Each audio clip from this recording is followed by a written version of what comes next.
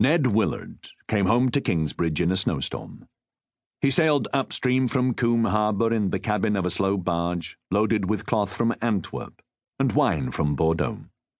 When he reckoned the boat was at last nearing Kingsbridge, he wrapped his French cloak more tightly around his shoulders, pulled the hood over his ears, stepped out onto the open deck, and looked ahead. At first, he was disappointed. All he could see was falling snow.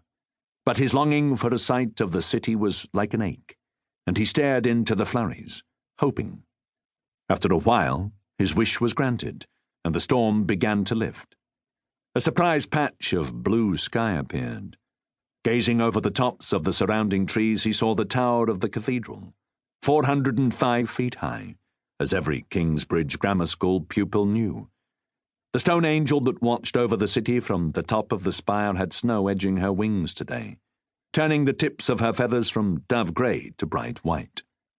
As he looked, a momentary sunbeam struck the statue and gleamed off the snow, like a benison.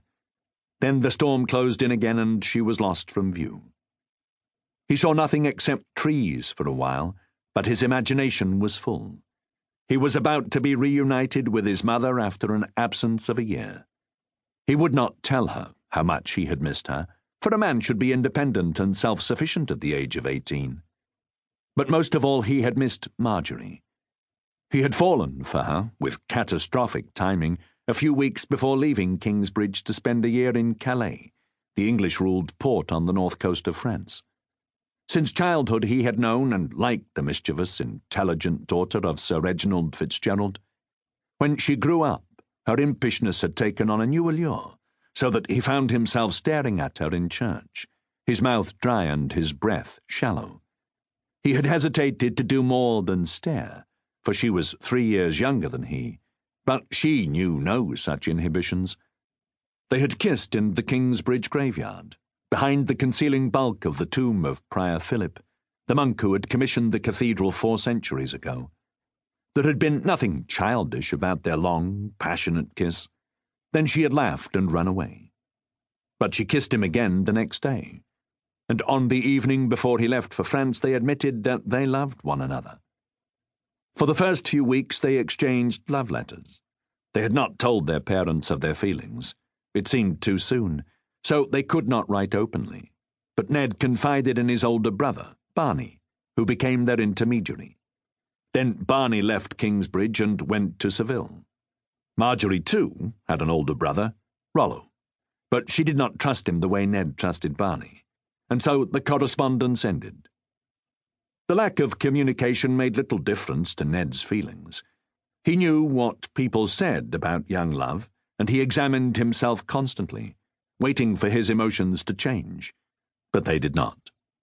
After a few weeks in Calais, his cousin, Thérèse, made it clear that she adored him and was willing to do pretty much anything he liked to prove it.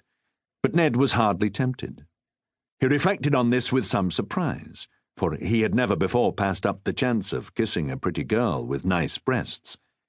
However, something else was bothering him now.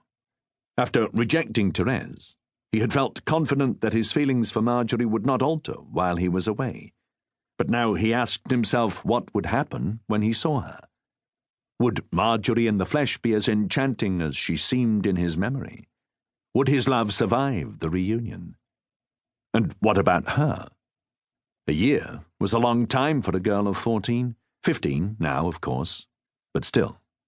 Perhaps her feelings had faded after the letters stopped. She might have kissed someone else behind the tomb of Prior Philip. Ned would be horribly disappointed if she had become indifferent to him, and even if she still loved him, would the real Ned live up to her golden remembrance? The storm eased again, and he saw that the barge was passing through the western suburbs of Kingsbridge. On both banks were the workshops of industries that used a lot of water: dyeing, fulling of cloth, paper-making, and meat slaughtering.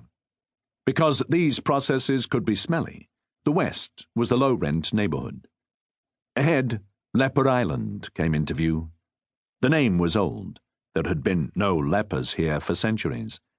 At the near end of the island was Carus's Hospital, founded by the nun who had saved the city during the Black Death. As the barge drew closer, Ned was able to see, beyond the hospital, the graceful twin curves of Merthyns Bridge, connecting the island to the mainland north and south. The love story of Caris and Merthyn was part of local legend, passed from one generation to the next around winter fireplaces.